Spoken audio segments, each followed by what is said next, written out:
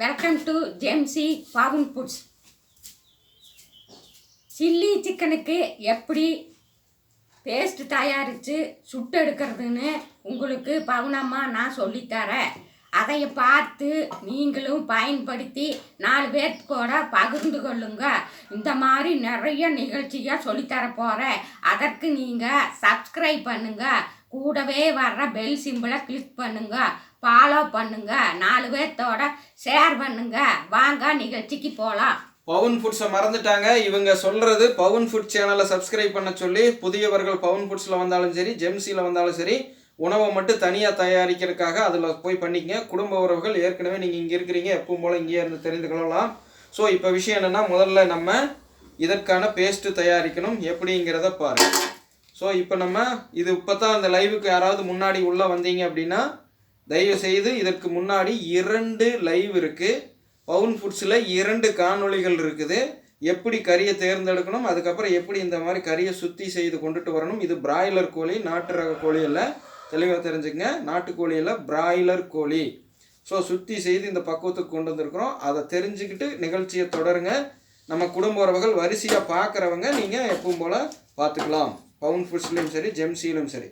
வழக்கம் போல் நம்ம சொல்கிறது உங்களுக்கு நாட்டு ரக கடலை மாவு, பேக்கெட் மாவில் நம்ம கடலை மாவு அரைக்கிறவங்ககிட்ட வாங்கினது. தெளிவாக ஞாபகம் வச்சுக்கோங்க, கடலை மாவு அரைக்கிறவங்ககிட்ட வாங்கினது. ஓகேங்களா?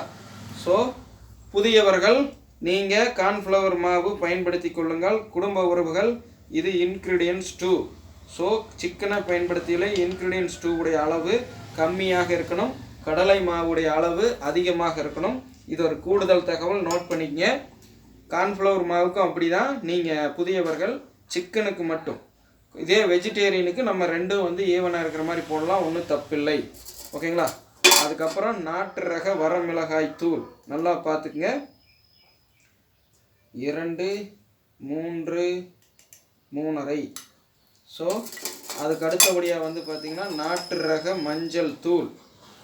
நீங்கள் இதெல்லாம் ஒவ்வொன்றும் போட்டு கலக்கிட்டு அப்புறம் தான் போடணும். உங்களுக்கு புரிதலுக்காக லைவில் முடிஞ்ச அளவுக்கு நம்ம பார்த்திங்கன்னா கொஞ்சம் நேரத்தை மிச்சப்படுத்துறதுக்காக எல்லாத்தையும் போட்டுட்டு பிணையிறோம். ஸோ ட்ரிபிள் லேயர் வீடியோ முழுதாக பாருங்கள்.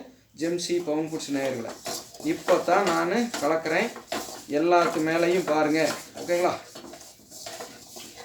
நிறைய பேர் முட்டை பயன்படுத்தலாமா, தயிர் பயன்படுத்தலாமா, அந்த இந்த இது நல்லா கேள்வி கேட்குறவங்க, நான் சொல்கிற மாதிரி செய்து சாப்பிட முடிஞ்சால் சாப்பிடுங்க.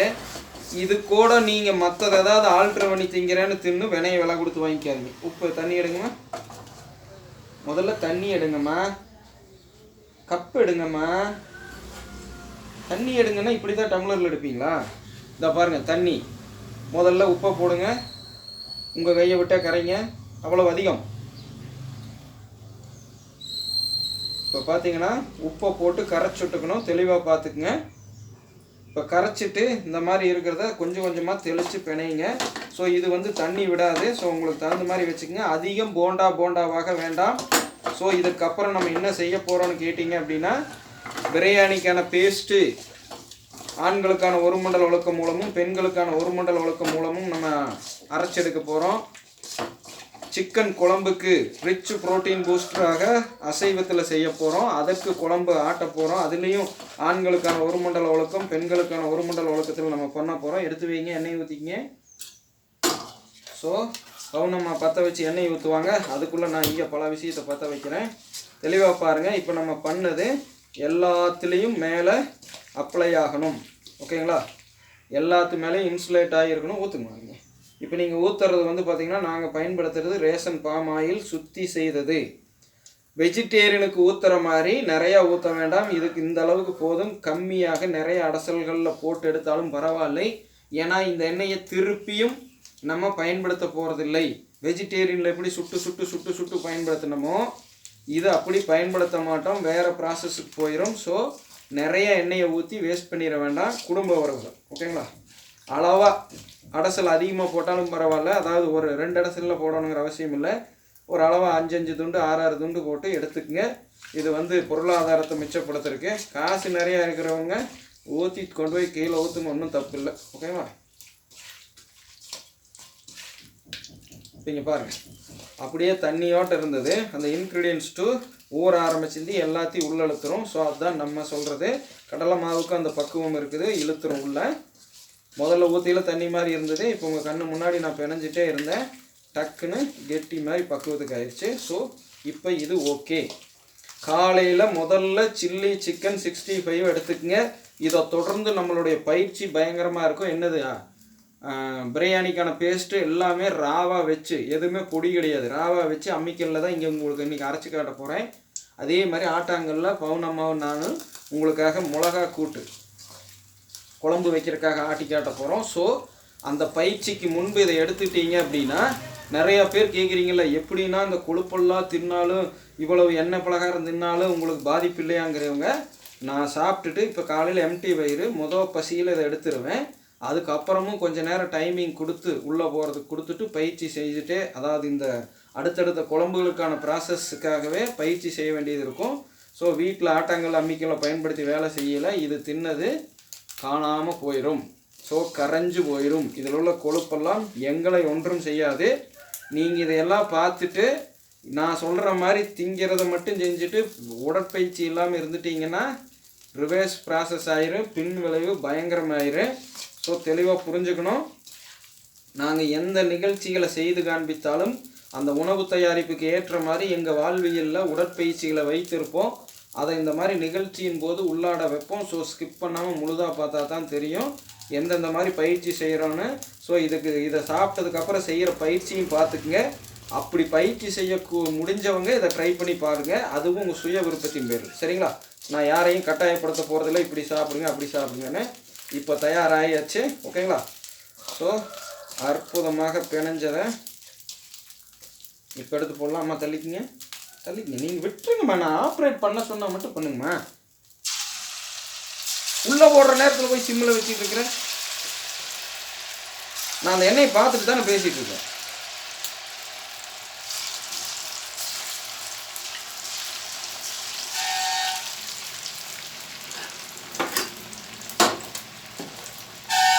ஸோ நான் வலது கைக்காரன், இடது கையிலும் என்னால் பணி செய்ய முடியும் பயிற்சியின் காரணமாக.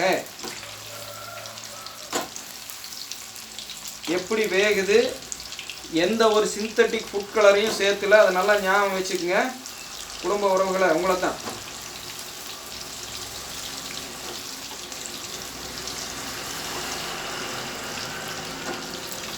அப்படியே அற்புதமாக ஸ்பாஞ்ச் மாதிரி வெந்து வரும். ஏன்னா நம்ம சுற்றி செய்த முறை அப்படி அவ்வளோ அற்புதமாக சுற்றி செய்திருக்கிறோம். சுற்றி செய்கிறப்பவே அது ஸ்பாஞ்ச் மாதிரி மாறி இருக்கும். ஸோ தெளிவாக புரிஞ்சுக்குங்கள் எனது திறமை குடும்ப உறவுகளை.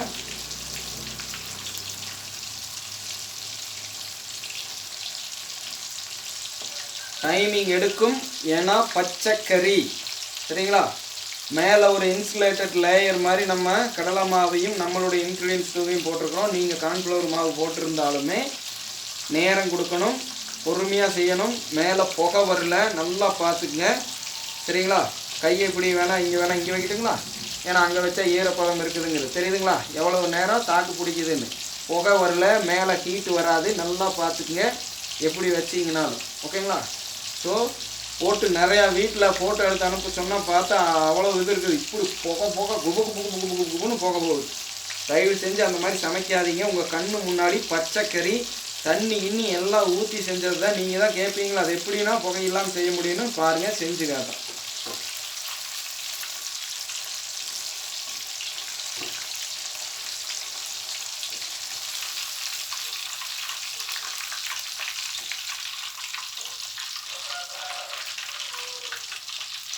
கொஞ்சம் எடுத்து நிறுத்துங்க, அதுக்கப்புறம் மறுபடியும் போடுங்க. இப்போ உங்களுக்கு பக்குவம் காட்டுறேன் பாருங்கள். எல்லா இடத்துலையும் மேலே இன்சுலேட் ஆகிருக்கிற மாதிரி இருக்குது. கரண்ட் போயிடுச்சு, திரும்பி வந்துடும், ஒன்றும் பிரச்சனை இல்லை, சமாளிக்கும்.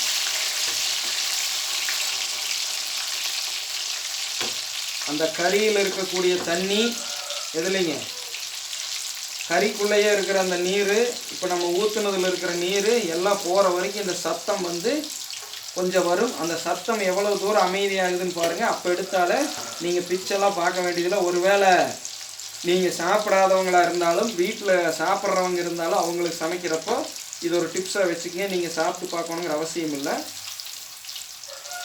அந்த சத்தம் வந்து பார்த்தீங்கன்னா எந்த அளவுக்கு கம்மியாகுன்னு பாருங்கள். அதுதான் சரியான பக்குவம். இதில் இன்னொரு ப்ளஸ் என்னென்னா, நம்ம ஏற்கனவே சுற்றி செய்ததுலேயே அது ஸ்பாஞ்ச் மாதிரி மாற்றியிருக்கோம் அந்த லிக்விடு.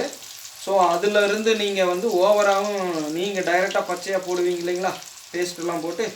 ஸோ அந்த அளவுக்கு டைமிங் கொடுக்க வேண்டாம், அதை விட கண்டிப்பாக கம்மியாக தான் இருக்கும். ஏன்னா அது ஏற்கனவே மேலே ஸ்பாஞ்ச் மாதிரி இருக்கும். சரியாக இன்னொரு 10% வெந்தால் போதுமானது. அதோட சத்தம் எந்த அளவுக்கு அடங்கி இருக்குதுங்கிறதையும் பார்த்துங்க. நான் ஒரு செகண்டு பேசுகிறத நிறுத்துகிறேன், சவுண்டை நல்லா நோட் பண்ணிக்கங்க.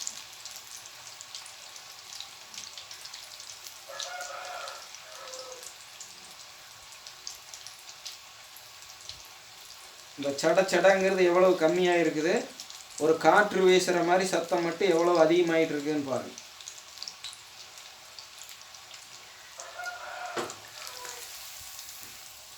இப்போ இது தயார்.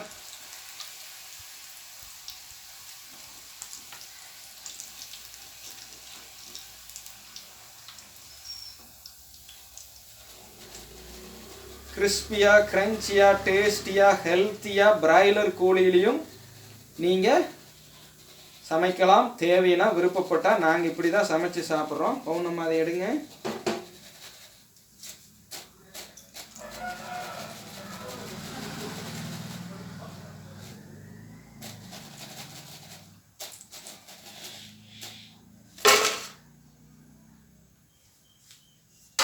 அடுத்த அடசல் போட்டுட்டு அதை சாப்பிட்டும் காட்டுறேன், சரிங்களா?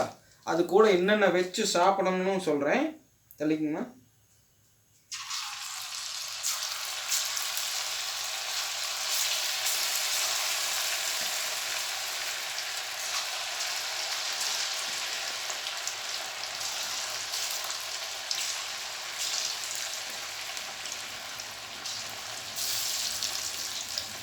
இது இன்னொரு அடசலுக்கு வச்சிடலாம், சரிங்களா? இப்போ எடுங்க அதையும். இது என்னோட தம்பி பிளாக் யானுக்கு எடுத்து வச்சுருவோம். ஸோ இப்போது சாப்பிட்றேன். பவுனம்மா நீங்களும் டேஸ்ட் பாருங்கள். வாங்க சாப்பிடலாம். வேறு லெவலில் இருக்கா, சாப்பிட்டு பாருங்கள்.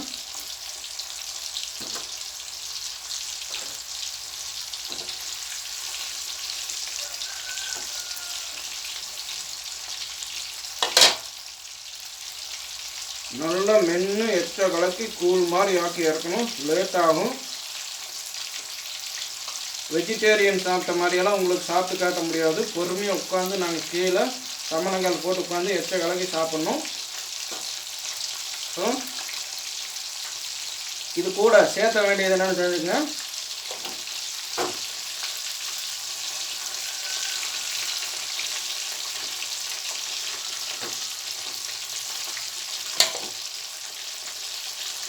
சுக்கும் கல்லுப்பும் கொஞ்சம் லைட்டாக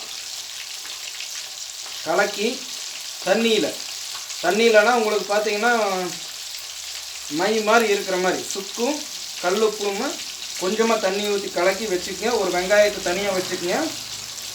எலுமிச்சம்பழமும் தேவைப்படுறவங்க வச்சுக்கங்க. அந்த சுக்கும் அந்த கல்லுப்பு கலந்ததில் வெங்காயத்தை அறுத்து வச்சுருப்பீங்களா, பெரிய வெங்காயம், அதை பிச்சு கொஞ்சம் தொட்டு மென்று இது பண்ணிவிட்டு இது மேலே எலுமிச்சம்பழத்தை புழிஞ்சு விட்ருங்க. ஸோ புழிஞ்சு விட்டு எடுத்து சாப்பிடுங்க. முடிந்த வரைக்கும் வயதானவர்கள் கூட ஆரோக்கியமாக சாப்பிட்லாம். நம்ம பவுனம்மாவெல்லாம் இப்படியே செஞ்சுருவாங்க. இப்போ எப்படி புகை வந்ததுன்னு பார்த்தீங்களா? ஸோ நம்ம சரியான இதையே மெயின்டைன் பண்ணல. ஸோ நான் அதை மெயின்டைன் பண்ணணும். ஸோ அதனால் கட் பண்ணிக்கிறேன். நீங்கள் அடுத்த லைவுக்கு தயாராகுங்க. அடுத்த லைவு என்னென்ன, biryani soup, chicken gravy, chicken வறுவல் எல்லாம் இருக்குது. தெறிக்க விடலாம் இன்றைக்கி. பாருங்கள் மக்களை, வழக்கம் போல சொல்லுங்கம்மா. எல்லோரும் இயற்கையோடு இணைவோம், இன்பமாய் வாழ்வோம். நான் உங்கள் பவுனம்மா. நன்றி, வணக்கம்.